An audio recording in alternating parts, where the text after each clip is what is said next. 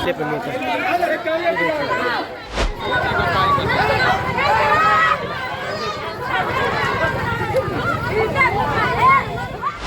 Police मार रही है हमको, हमारे पति को ले नहीं जाने दे रही है, पुलिस हमको रोक रही है।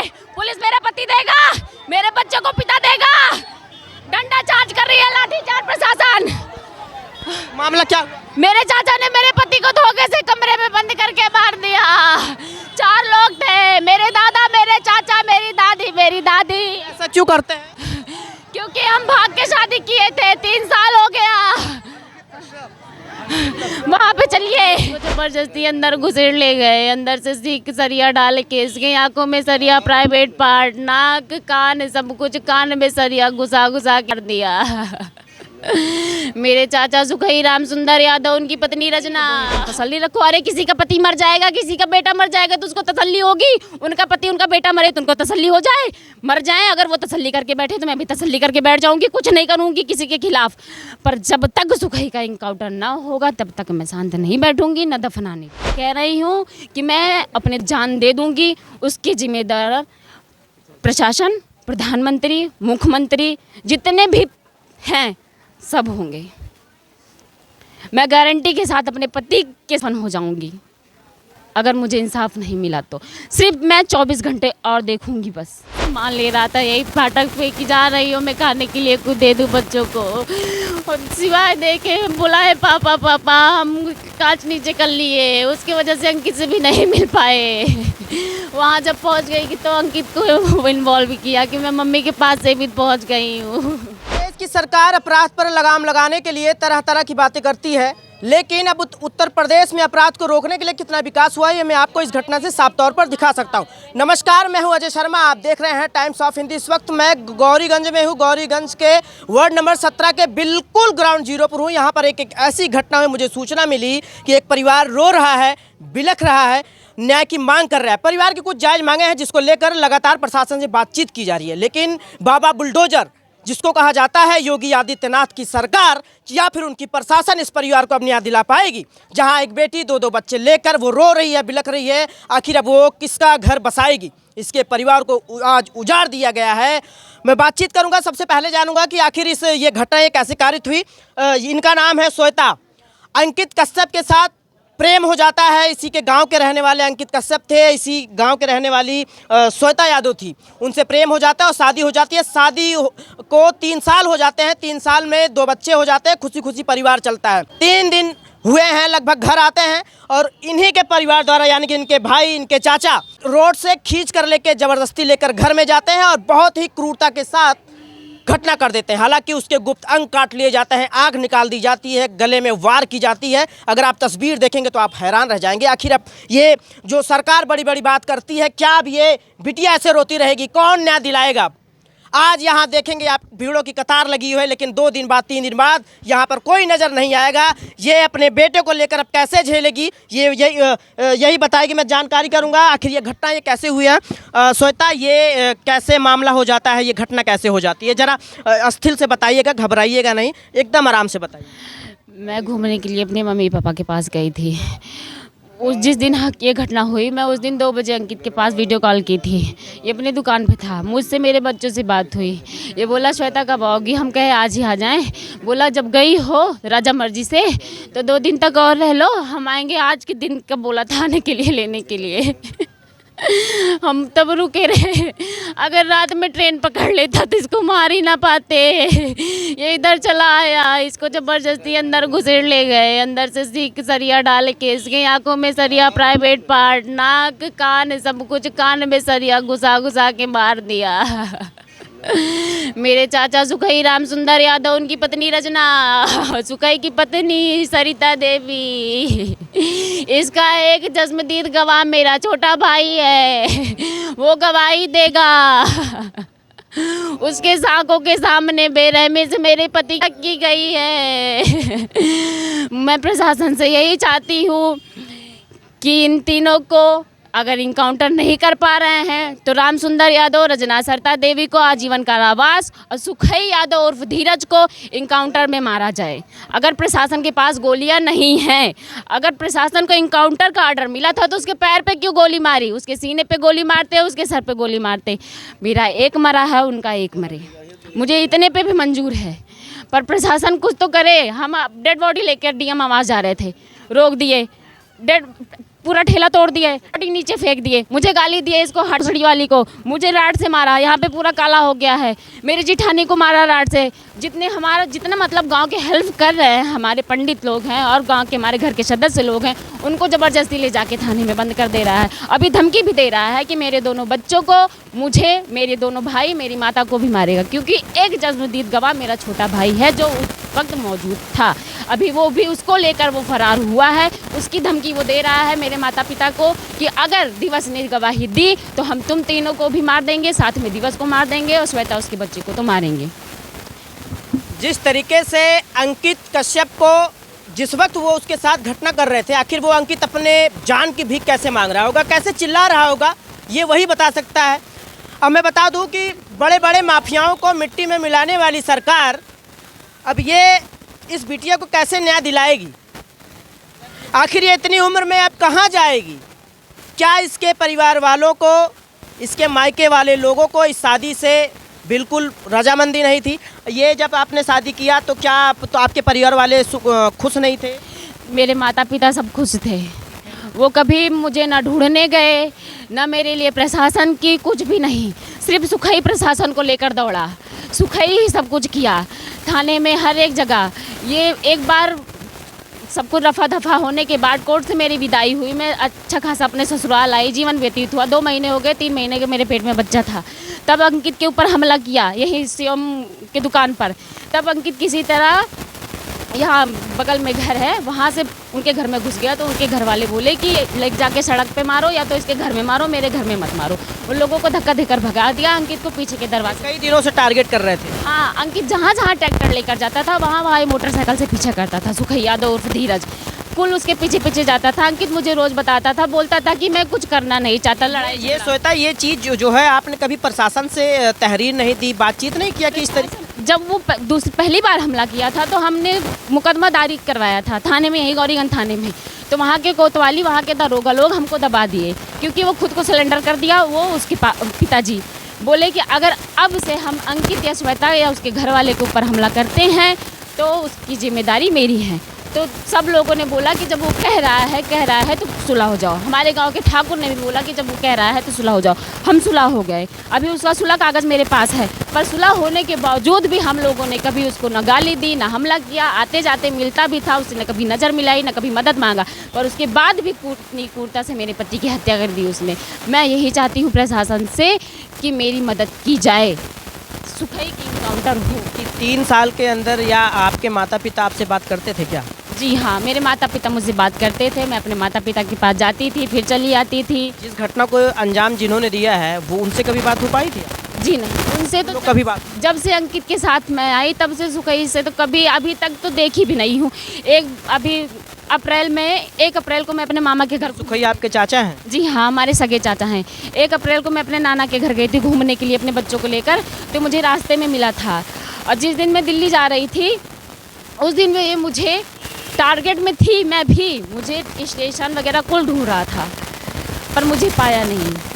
जब मेरे सामने आया ट्रेन के तो मैंने शटर डाउन कर लिया, अपने बच्चों को पीछे। अंकित मेरे लिए सामान ले रहा था, यही फाटक पे कि जा रही हूँ मैं खाने के लिए, कुछ दे दूँ बच्चों को। और सिवाय देखे बोला है पापा पापा, हम कांच नीचे कर लिए, उसकी वजह से अंकित से भी नहीं मिल पाए। वहाँ जब पहुँच गई कि तो अंकित को इन्वॉल्व किया कि मैं मम्मी के पास से भी पहुँच गई हूँ। अभी जिस दिन घटना हुई 2 बजे हम लोगों की बात हुई थी, बच्चों को देखा था, अपने दुकान पे था। उस दिन बोला कि आ रही हो, हम कहे हाँ आ जाए, तो बोला नहीं 2 दिन गई हो, इतनी दूर तो घूम लो। आज के दिन मुझे जाता लेने, पर उसी रात में उसकी हत्या कर दी उसने, मौका पाके। हमें बचना चाहिए बस। अगर प्रशासन सबको नहीं मार पा रही है तो उसका घर गिरवाए, उन तीनों को आजीवन कारावास दे, सुखई का इनकाउंटर करे, पर सुखई की हत्या चाहिए हमें। तभी तक हम अपने पति का अंतिम संस्कार करने देंगे। अगर अन्यथा हमारे ऊपर जोर जबरदस्ती होती है तो हम अपना दोनों बच्चों को लेकर अपने पति के लिए, और नहीं तो प्रशासन मेरी सास की, मेरे नंदों की, मेरे घर वालों की पूरी जिम्मेवारी ले, पूरी ज़िंदगी खर्चा, मेरे बच्चों की सब चीज़ की प्रशासन जिम्मेवारी ले कि मैं पूरे आजीवन इनका साथ दूंगा। श्वेता के 2 बच्चे हैं और जिस तरीके से क्रूरता की गई, आखिर आप सोचो क्या प्रशासन के पास कोई ऐसे संविधान में कोई ऐसी धारा है क्या उसी तरीके से उसको सज़ा दी जाए? ये तो सिर्फ पुलिस प्रशासन का सिर्फ क्या निशाना ही चूक जाता है कि पैर में ही गोली लग जाती है, छाती पे क्यों नहीं लग जाती, सीने पे क्यों नहीं लग जाती? ये जो 2 छोटे छोटे बच्चे हैं ये अब किसके सहारे जिएंगे? ये किसको पापा बोलेंगे? मतलब शाम का इंतज़ार किसका करेंगे? वो 2 चॉकलेट और 2 जो खाने वाली चीज़ होती है वो अब कौन ला के देगा इन बच्चों को? आखिर ये खबर दिखाते हुए मैं खुद भावुक हो जा रहा हूँ। ये मैं खबर बड़ी मुश्किल से दिखा पा रहा हूँ। लोगों को आज ये तमाशा लग रहा है, लेकिन आज इस बच्ची से पूछो इसके दिल पर क्या बीत रहा है, इसके परिवार वालों से पूछो क्या आखिर इस तरीके से उसे इतनी क्रूरता के साथ मारना चाहिए था? मार दिए होते, थोड़ा मार दिए होते, लेकिन इस तरीके से प्राइवेट पार्ट देना, आंखें निकाल लेना, सीधे गले पर वार कर देना, ये कहाँ? अब देखना होगा। ये आज रो रही है, बिलख रही है, प्रशासन कितनी मदद करती है। यहाँ पर जो रंग बिरंगे गमछा लेकर आ जाते हैं वोट लेने के लिए, अब देखना होगा इस पीड़ित परिवार को कितना न्याय दिला पाएगी। ना सभासद आए ना चेयरमैन आया। जब मैं नहीं थी तो पता लग रहा है डीएम चेयरमैन सभासद सब आए, पर अभी कोई नहीं दिखाई दे रहा है, अभी कोई नहीं आ रहा है। कुल मिला के हमारी कोई मदद नहीं हो रही है, सिर्फ जोर जबरदस्ती हो रही है कि किसी तरह दफना दिया जाए, उसके बाद सारा मामला शांत है। और सुखई अभी खुला घूम रहा है। अगर वो खुला पकड़ा नहीं गया, वो पकड़ा नहीं गया, अगर वो खुला घूमता तो फोन करके धमकी देता। हालांकि बाबा बुलडोजर की सरकार ये कहती है कि अगर अपराधी अपराध करके जा रहा है तो अगले चौराहे पर यमराज खड़ा मिलेगा। तो आखिर यमराज कहाँ गए? वो क्या सिर्फ भीड़ ही हटाना जानती है या अपराधी भी पकड़ना जानती है? ये आज परिवार सवाल पूछ रहा है, आज 2 बच्चे सवाल पूछ रहे हैं, आज इसके परिवार के लोग सवाल पूछ रहे हैं। आखिर ये अब इतनी उम्र लेकर ये कहाँ जाएगी? अपने बच्चों को कैसे लिखाएगी, पढ़ाएगी? हालांकि माँ बाप की एक मंशा रही होगी, बच्चा बड़ा होगा, पढ़ेगा लिखेगा, कुछ अफसर बनेगा, अधिकारी बनेगा, लेकिन आज वो सारी मन्नतें अधूरी रह गई। आज ये बिटिया सिर्फ और सिर्फ इस कुर्सी पर बैठकर रो रही है। आज ये दूसरे का मुंह लग रही है। आखिर जो कल एक फोन पर 4 लोग आ जाते थे, वो आज 4 लोग कहाँ गए? कोई काम नहीं दे रहा है। एक फोन पे आधी रात पे अंकित चला जाता था, आज उसका दोस्त भी कोई काम नहीं दे रहा है। अंकित से झूठा दिलासा, हम रुपया चुक जाए पर अंकित हम न चुक पाए। आज उन्होंने अंकित के साथ हवा नहीं दिया था। आज उन्होंने एक नाइन अंकित खातिर मेरे सामान में बोलते हैं तो हम मानित अंकित का मैं याद रहे, बस अंकित से गाड़ गुलामी करवाए। अरे दैया मेरे अंकित का उठा लाई। श्वेता अब तो जो होना था हो गया, लेकिन अब थोड़ा सा धैर्य रहिए। अब आपके तड़पड़ाने से कुछ होने वाला नहीं है, आप सिर्फ भरोसा लेकर आप बैठिए। जब तक सुखई का इनकाउंटर नहीं होगा, हमें इंसाफ नहीं मिलेगा, तब तक हमें धैर्य है। जब सब कुछ हो जाएगा उसके बाद फिर जो करना होगा मैं करूँगी, और नहीं तो मैं साफ साफ कह रही हूँ कि मैं अपने दोनों बच्चों को लेकर अपन दे दूँगी। उसकी जिम्मेदार प्रशासन, प्रधानमंत्री, मुख्यमंत्री जितने भी हैं सब होंगे। मैं गारंटी के साथ अपने पति हो जाऊंगी अगर मुझे इंसाफ नहीं मिला तो। सिर्फ मैं 24 घंटे और देखूंगी बस। ऐसा मत करिएगा, आप धैर्य रखिए, भरोसा करिए, होगा। आज 3 दिन से हम धैर्य रख रहे हैं। क्या कर रहा है प्रशासन? बैठ के चाय कॉफी सिगरेट पी रहा है, यहाँ बैठ के अभी तक क्या डीएम साहब यहाँ पर आई, आपसे बातचीत की? कोई आया? मुझसे कोई बात नहीं हुई। मैं नहीं थी तो पता लग रहा है आई थी, पर मैं 2 बजे रात से आई हूँ। सारे पुलिस वाले को इन्वॉल्व है, तो क्यों अभी तक नहीं आई? मुझे डीएम आवास जाने भी नहीं दिया जा रहा है, ना महिला थाने दिया जा रहा है, कहीं जाने भी नहीं दिया जा रहा, कोई आ भी नहीं रहा है। तो मैं क्या करूँ? किस तरह से मैं समझूँ कि मेरी मदद हो रही है? किस तरह से मदद हो रही है मेरी? कोई मदद नहीं हुई। अगर एक बार डीएम साहब भी आ जाते, तसल्ली देते थे। सुखई का घर रखा रहा है प्रशासन, ईंटें कोई चोरी न कर ले जाए, वो तो भगा है। मेरी तो ज़िंदगी नाश कर दिया उसने। या तो डीएम मैडम आए, मुझे तसल्ली दें कि हाँ सुखई का इनकाउंटर होगा। अगर चारों को नहीं कर पा रहे हैं तब सुखई का इनकाउंटर करें, उन तीनों को आजीवन कारावास दें, तब मैं अपने पति की डेड बॉडी दफनाऊंगी, नहीं तो नहीं। और नहीं तो फिर 24 घंटे के अंदर अपने पति के साथ मैं श्वेता, अभी तक कोई विधायक या कोई यहाँ का जिम्मेदार व्यक्ति आपसे मिलने आया? जब तक मैं आई हूँ, जब से कोई नहीं आया। नहीं आया। और आ भी रहे हैं, यहाँ के ठाकुर वगैरह लोग आ भी रहे हैं तो मुझे अम्मा माई ये सब बना रहे हैं और ऊपर से बोल रहे हैं, डरा धमका रहे हैं कि अगर तुम दफन नहीं करोगे अंकित को तो हम तुम्हारा साथ नहीं देंगे। इसका मतलब कि वो भी प्रशासन से बिके हुए हैं, प्रशासन भी बिका हुआ है। और सुखई यादव अपने घर का पूरा जेवर जेवरात लेकर फरार हो गया है, वो घूस दे चुका है, पुलिस उसके हाथ से बिक चुकी है। तभी तो प्रशासन में मानती हूँ कि पीड़िता की जिम्मेदारी होती है उसकी सुविधा करवाना। तो इतने ऐसे आराम से उसको गुटखा खिला के उसको व्हील चेयर से ठेलते हुए लेकर जाओ, उसको गोद में उठा के बैठाओ, इतनी तेज गोली की वार होती है। पता लगा प्रशासन, जब आप लोग 100 को लेकर कहीं जा रहे थे तो प्रशासन से आपकी कुछ नोक झोंक हुई? ये जी हाँ, हम डीएम आवास लेकर जा रहे थे, यहाँ हमारी कोई बात नहीं हुई, कोई सुनवाई नहीं हुई। तो हम लेकर वहाँ हनुमान तिराहे पे जा रहे थे धरना देने के लिए। वहाँ पे धरना देते तो ठेला को देखिए एक बार, ठेला पुलिस वालों ने तोड़ तोड़ के जोड़ लगा के तोड़ दिया।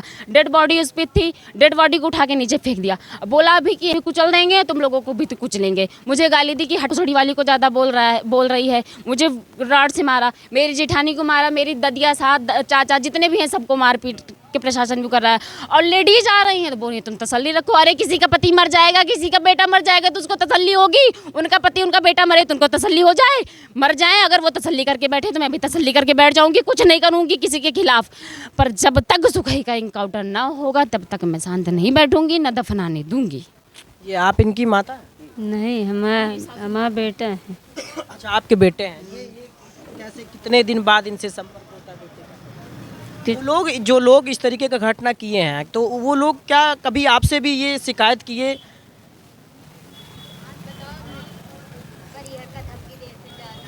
अरे इनके साथे जब रात रही, कोई ऐसी धमकी? इनके घरे बैठते उठत रहे।